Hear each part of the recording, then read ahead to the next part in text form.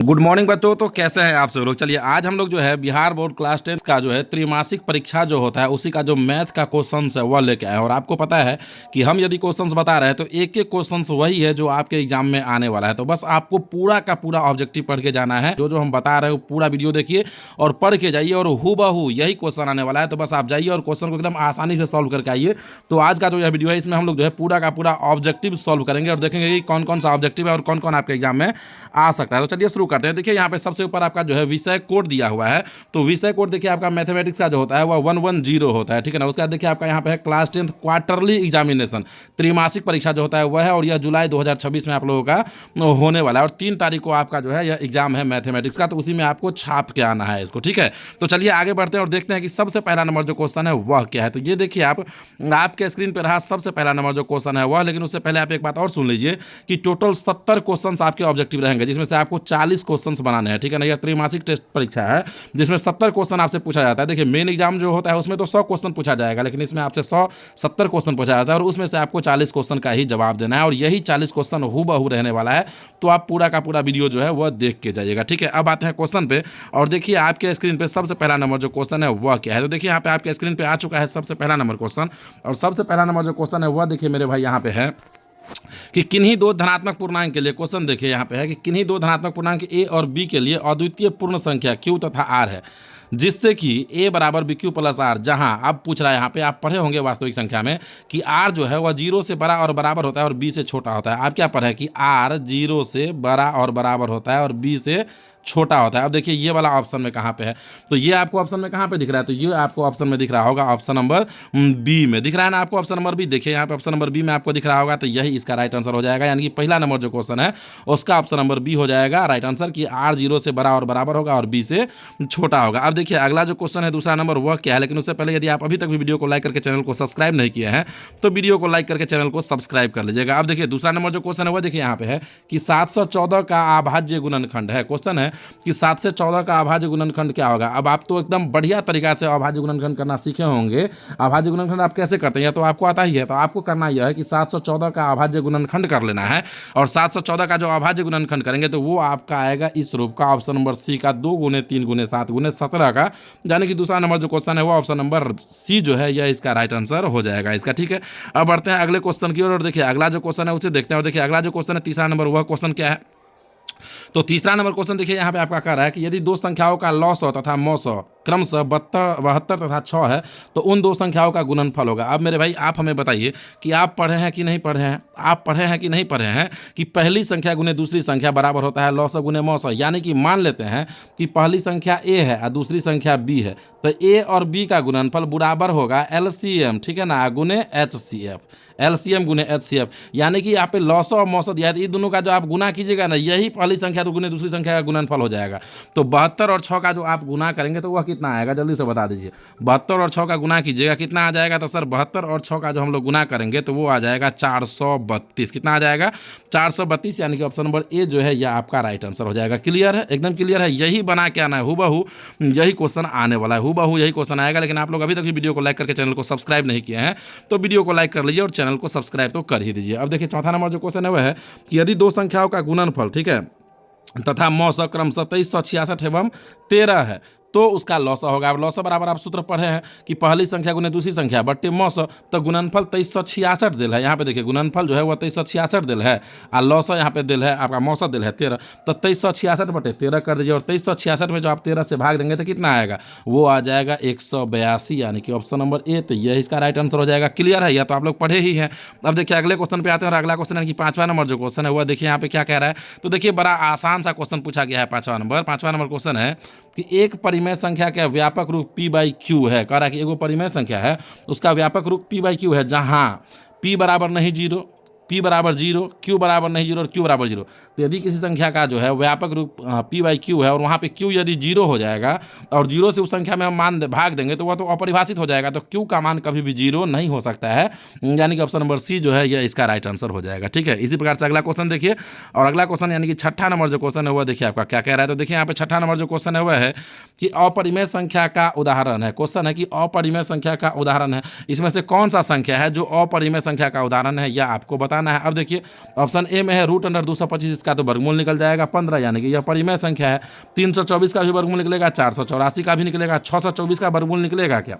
624 का वर्गमूल निकलेगा? नहीं निकलेगा। तो ऑप्शन नंबर डी जो है यह आपका राइट आंसर हो जाएगा, यानी कि यह जो है वह अपरिमेय संख्या का उदाहरण है। इसी प्रकार से आइए अगले क्वेश्चन पे, और अगला क्वेश्चन यानी कि देखिए यहाँ पे 7वां नंबर जो क्वेश्चन है वह, और कह रहा है कि इसमें से कौन है जो अपने सरलतम रूप में है। 7वां नंबर जो क्वेश्चन है वह कह रहा है कि निम्नलिखित में कौन है जो सरलतम रूप में है, यानी कि उससे छोटा उसको नहीं किया जा सकता है।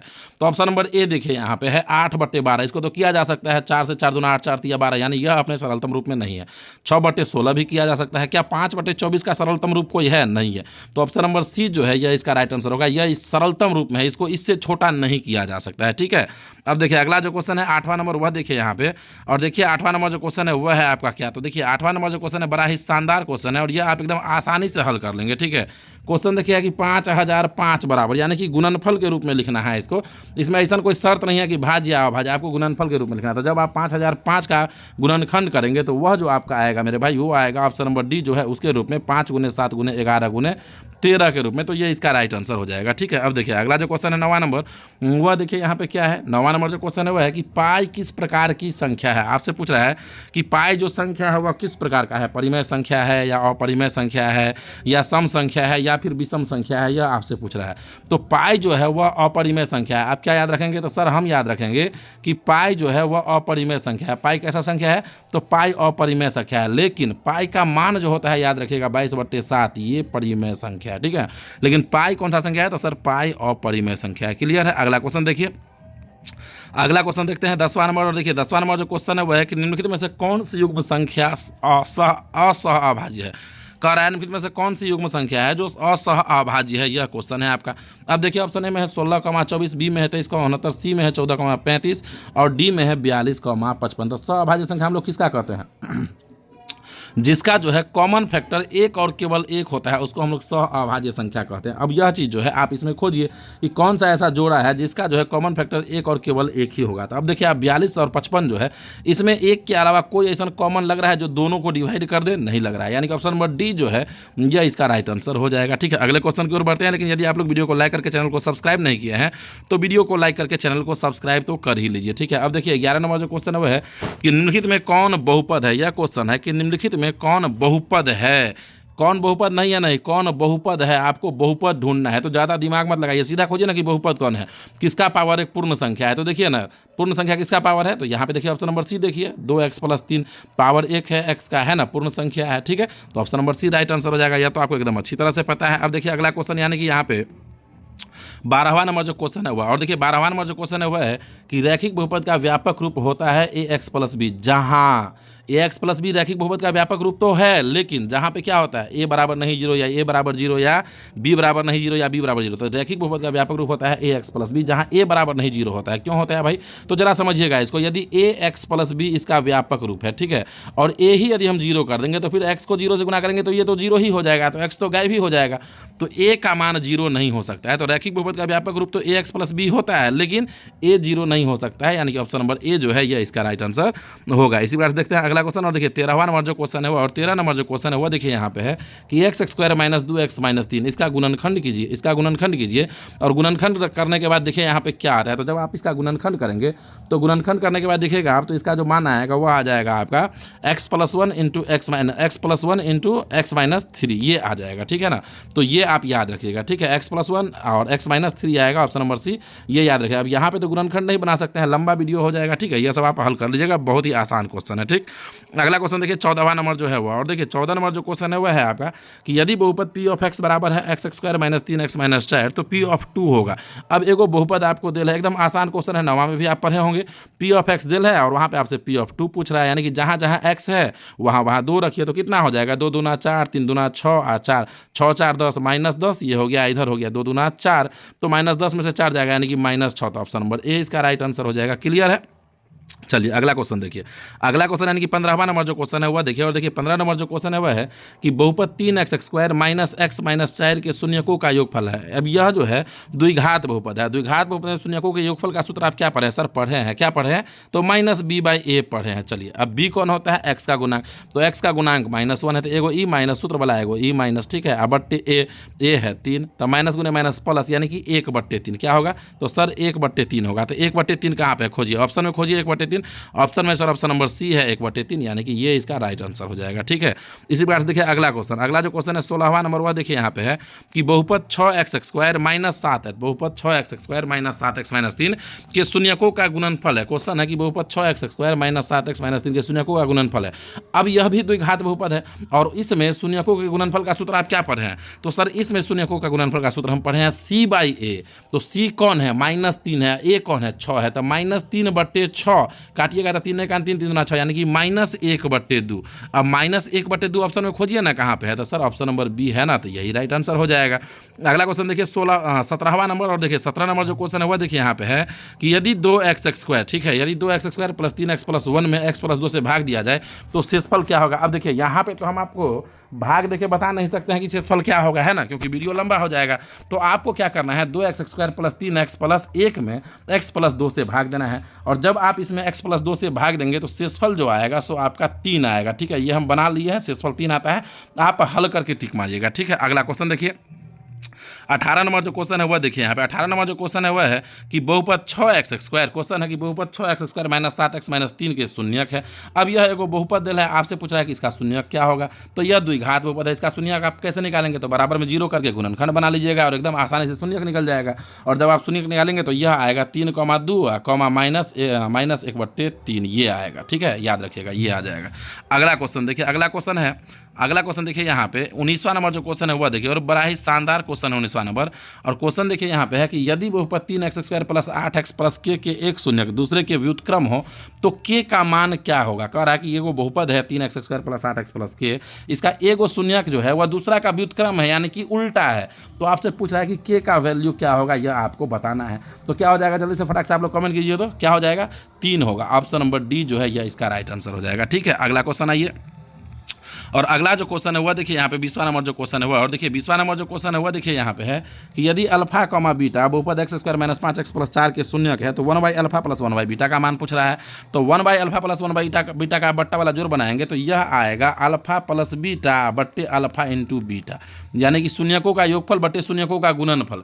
इसे ऐसे ही अल्फा प्लस बीटा का पहले मान निकालिए शून्यकों का योगफल, तक क्या होगा? तो -b/a, तो माइनस गुने माइनस प्लस 5/a, यानी कि 5/a तो 1 है, नहीं हो देंगे तो चलेगा। गुणनफल c/a, तो c है 4 a 1 है, यानी कि 5/4। आप खोजिए ऑप्शन में 5/4 का है। सर ऑप्शन में 5/4 है, ऑप्शन नंबर बी में, तो ऑप्शन नंबर बी इसका राइट आंसर हो जाएगा। क्लियर है? चलिए अगला क्वेश्चन पे आते हैं, और अगला क्वेश्चन यानी कि देखिए 21वां नंबर जो क्वेश्चन है वह, और देखिए 21वां नंबर जो क्वेश्चन है वह देखिए आपका यहाँ पे कह रहा है कि युगपत रैखिक समीकरण a1x plus b1y plus c1 बराबर 0 तथा a2x plus b2y plus c2 बराबर 0 का अद्वितीय हल, यानी कि इसमें से कौन सा ऐसा शर्त है जो एक और केवल एक हल के लिए शर्त है? तो वह शर्त है a1/a2 बराबर नहीं b1/b2। आप पढ़े होंगे कि a1/a2 बराबर नहीं b1/b2, ऐसा यदि स्थिति आए तो उसका कितना हल होता है? तो सर एक और केवल एक हल होता है, तो वही ना अद्वितीय हुआ, यानी कि एक के अलावा दूसरा कोई नहीं, दैट इज अद्वितीय। क्लियर है? चलिए अगला क्वेश्चन देखते हैं, और अगला क्वेश्चन यानी कि 22वां नंबर जो क्वेश्चन है वह देखिए यहाँ पे 22वां नंबर जो क्वेश्चन है वह है यहाँ पे कि यदि समीकरण 2x प्लस 3y बराबर 50 में y बराबर -4 हो तो x का मान, एगो समीकरण दिल है, ठीक है, इसमें y का मान दे देने हैं -4, आपसे x का मान पूछ रहा है, क्या आप नहीं निकालेंगे? आसानी से निकालेंगे।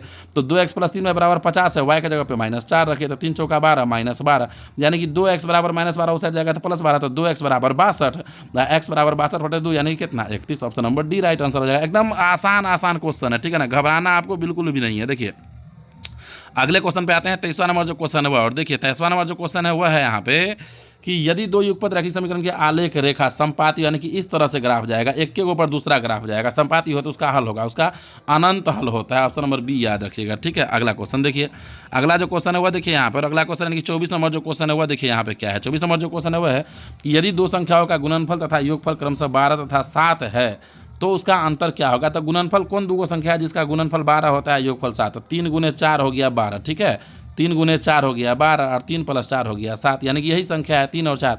और 4 3 का अंतर कितना हो जाएगा 1, खोजिए ना कहाँ पे, ऑप्शन नंबर सी है, तो उसमें टिक मार दीजिए। क्लियर है। चलिए अगला क्वेश्चन पे आते हैं। 25वां नंबर जो क्वेश्चन है वह, और देखिए 25वां नंबर जो क्वेश्चन है वह देखिए यहाँ पे कह रहा है कि यदि x + y = 14, ठीक है, यदि x + y = 14 तथा x - y = 4, तो x और y का आपसे वैल्यू पूछ रहा है, ठीक है ना। तो y कैंसिल, 2x = 14 4 18, यानी कि x = 9, x = 9 9 9 9, option number B में देखिए, पहले है ना x का मान b 9, अब y 5 आएगा ही, इस समय तो 9 नहीं ना है, शुरू में किसी में नहीं है x का मान 9, x का मान 9 आया है, यानी कि 9 ऑप्शन नंबर बी में है, तो वो राइट आंसर हो जाएगा। क्लियर है। चलिए अगला क्वेश्चन आइए, अगला क्वेश्चन 26 नंबर क्वेश्चन, ठीक है। अब देखिए यहाँ पे शून्यक -2 तथा -3 है, ठीक है, शून्यक जो है वह है -2 तथा -3, कह रहा है यह इसका द्विघात बहुपद निकालिए। आप शून्यक दिला है, इसका द्विघात बहुपद कौन होगा, यह आपसे पूछ रहा है। तो अब आपको क्या ध्यान रखना है कि भाई सूत्र क्या है, तो x² - α + β × x + α × बीटा, तो -2 और -3 जुट के क्या हो जाएगा -5, और माइनस गुने माइनस प्लस, यानी कि x² + 5x आएगा। x² + 5x कहाँ पे है ऑप्शन में, तो सर ऑप्शन नंबर ए में है, तो option number A right answer होगा। एक सेकंड चेक कर लीजिए, -2 है और -3 है, तो x² - α + β, तो -2 और -3 -5, ठीक है, और माइनस गुने माइनस प्लस हो जाएगा, तो x² + 5x होगा। क्लियर है। प्लस α × बीटा, तो -2 गुने -3 प्लस 6, माइनस गुने माइनस प्लस 6, यहाँ पे आप देखिए इसका क्या हो जाएगा, इसको हल करना होगा, ठीक है। देखिए यहाँ पे शून्य है -2 और -3 है, उसका द्विघात बहुपद पूछ रहा है, तो आप लोग क्या कीजिएगा, इसका सूत्र यह है x² - x, एक second x² -α + beta × x + α × beta, ठीक है, इस तरह से है ये सूत्र है। इससे बैठा के आप निकाल लीजिएगा, जो भी है उसमें आप टिक मार लीजिएगा, ठीक है। चलिए अगला क्वेश्चन पे आते हैं। और अगला क्वेश्चन जो है वह देखिए 27वां नंबर जो क्वेश्चन है वह देखिए यहाँ पे क्या है। 27वां नंबर जो क्वेश्चन है वह है कि बहुपद cx² + bx + a के शून्यकों का योगफल है। कह रहा है कि एगो बहुपद है cx² + bx + a, इसके कह रहा है कि शून्यकों का योगफल क्या होगा, तो शून्यकों के योगफल का सूत्र क्या होता है, तो सर शून्यकों के योगफल का सूत्र होता है -b/a। अब b कौन है, तो b a है, तो -b/a कौन है, तो a है c, तो -b/c कहाँ पे है, तो सर -b/c ऑप्शन नंबर सी में है, तो वही राइट आंसर हो जाएगा। अगला क्वेश्चन आइए, अगला क्वेश्चन 28 नंबर जो क्वेश्चन है वह, और देखिए 28वां नंबर जो क्वेश्चन है वह है कि 2 अंकों से बनी संख्या x y है, तो इसे लिखा जा सकता है। कह रहा है कि 2 अंकों से बना संख्या x और y है, तो इसे लिखा जा सकता है। तो इकाई अंक कौन है, इकाई अंक y है, दहाई अंक x है, तो 10x + y के रूप में लिखा जा सकता है कि नहीं, एकदम लिखा जा सकता है, तो ऑप्शन नंबर ए इसका राइट आंसर हो जाएगा। समस्या पढ़े हैं ना आप लोग, उसी का यह क्वेश्चन है, ठीक है। अगला क्वेश्चन पे आइए, और अगला क्वेश्चन यानी कि 29 नंबर जो क्वेश्चन है उसको देखिए यहाँ पे क्या कर रहा है। तो 29 नंबर जो क्वेश्चन है वह है कि यदि किसी भिन्न का अंश उसके हर से 3 ज़्यादा हो, क्वेश्चन है कि यदि किसी भिन्न का अंश उसके हर से 3 ज़्यादा हो तो उस भिन्न का व्युत्क्रम होगा, यह आपसे पूछ रहा है 29 नंबर क्वेश्चन। यदि किसी भिन्न का अंश जो है उसके हर से 3 ज़्यादा है तो उस भिन्न का व्युत्क्रम क्या होगा, तो उस भिन्न का व्युत्क्रम 4/7 होगा, ऑप्शन नंबर बी, ठीक है। देखिए 70 में से केवल 40 ऑब्जेक्टिव बनाना है, तो पूरा उतना दिमाग को खराब नहीं करना है, ठीक है ना। पहले आप टिक करते जाइए कि कितना आपसे बन रहा है, ठीक ना, और बच्चे उसके बाद दिमाग लगाइए, वैसे बचेगा ही नहीं, एकदम आसानी से आपका बन जाएगा, ठीक है। इसी प्रकार देखिए अगला जो क्वेश्चन है वह यहाँ पे 30वां नंबर की यदि 2x + y = 2x - y = √8, तो y का मान पूछ रहा है, तो यहाँ पे जो y का वैल्यू होगा सो हो जाएगा ऑप्शन नंबर बी, यानी कि 0, ठीक है। अगला जो क्वेश्चन है वह देखिए, और अगला क्वेश्चन यानी कि 31वां नंबर जो क्वेश्चन है वह देखते हैं। और देखिए 31वां नंबर जो क्वेश्चन है वह है कि द्विघात समीकरण bx² + cx + a = 0 के विवेचक का मान होगा। तो विवेचक का सूत्र आप क्या पढ़े हैं, d बराबर, बताइए फटाक से, पढ़े हैं ना, पढ़े हैं, क्या पढ़े हैं, तो सर पढ़े हैं b² - 4ac। यहाँ पे कब, जब b रहता था, लेकिन यहाँ पर b कौन है, c है, तो c² होगा -4, a कौन है, b है, c कौन है, a है, तो c² - 4bc कहाँ पे है, c² - 4bc कहाँ पे, ऑप्शन नंबर c² - 4bc कहाँ पे है, यह खोजिए, एक सेकेंड। d बराबर b² - 4ac, तो b कौन है, b यहाँ पे है आपका c, तो c², ठीक है ना, -4ac, तो a है b, ठीक है ना, a है b, और सी है ए, ठीक है, ए है बी ए, हाँ B A B, option number C जो है यह इसका आपका राइट आंसर हो जाएगा। ठीक है, अगला क्वेश्चन पे आते हैं, यानी कि 32वां नंबर जो क्वेश्चन है वह, और देखिए 32 नंबर जो क्वेश्चन है वह क्या है भाई, तो 32 नंबर जो क्वेश्चन है मेरे भाई वह देखिए यहाँ पे है द्विघात समीकरण x square minus x plus 2, ठीक है, द्विघात समीकरण x square minus x plus 2 बराबर 0 का विवेचक आपसे पूछ रहा है, यानी कि डी क्या होगा, तो बी स्क्वायर माइनस 4ac, तो बी स्क्वायर यानी कि माइनस 1 का स्क्वायर, तो एक सूत्र क्या है, एक सेकेंड बना के ही दिखा देते हैं भाई, बी स्क्वायर माइनस 4ac, तब b कौन है, -1 है, तो -1 का स्क्वायर, ठीक है, यह एक ही हो जाएगा, -4ac, तो 4 गुने a कौन है, 1 है, और c कौन है, 2 है, तो 1 का स्क्वायर 1 का 4 दूना 8, 8 में से 1 जाएगा कितना बचेगा, 7, -7, ठीक है, इधर माइनस में आएगा, तो -7 कहाँ पे, ऑप्शन नंबर बी में है, इसको टिक मारिए। ठीक है, ये क्वेश्चन सब आप हल करके टिक मारिएगा, ठीक है ना। अब देखिए अगला जो क्वेश्चन है 33 नंबर, वह क्वेश्चन देखिए यहाँ पे क्या है, 33 नंबर जो क्वेश्चन है वह है कि द्विघात समीकरण x square minus 13x plus 42 बराबर 0 के मूलों की प्रकृति है, कह रहा है कि द्विघात समीकरण है x square minus 13x plus 42 बराबर 0 के मूल की प्रकृति है, इसमें आपको डी निकालना है, और डी यदि एक आ गया, याद रखिएगा इसका शर्त है, डी यदि एक आ गया तो मूल जो होगा वह वास्तविक एवं असमान होगा, और इसका जो डी आता है वह एक आता है, तो मूल वास्तविक एवं असमान होगा, यानी कि ऑप्शन नंबर ए इसका राइट आंसर हो जाएगा। ठीक है, अगला क्वेश्चन देखिए 34 नंबर जो क्वेश्चन है वह देखिए। ठीक है, क्वेश्चन तो आप लोग देख ही रहे हैं, लेकिन एक बार फटाक से जो है आप लोग अपने अपने डिस्ट्रिक्ट का नाम भी कमेंट बॉक्स में कमेंट कीजिए, और कमेंट कीजिए कि आप लोगों ने चैनल को सब्सक्राइब किया है कि नहीं किया है। ठीक है, अब देखिए 34 नंबर जो क्वेश्चन है वह है कि cos square theta plus 1 cosec square theta, इसका मान कितना होगा, 1 होगा। पता है आपको कैसे, देखिए तो कॉस स्क्वायर थीटा है और 1 कॉसेक स्क्वायर थीटा किसका सूत्र है, तो सर ये सूत्र तो साइन स्क्वायर थीटा का है, तो cos square theta plus sine square theta, sine square theta plus cos square theta का मान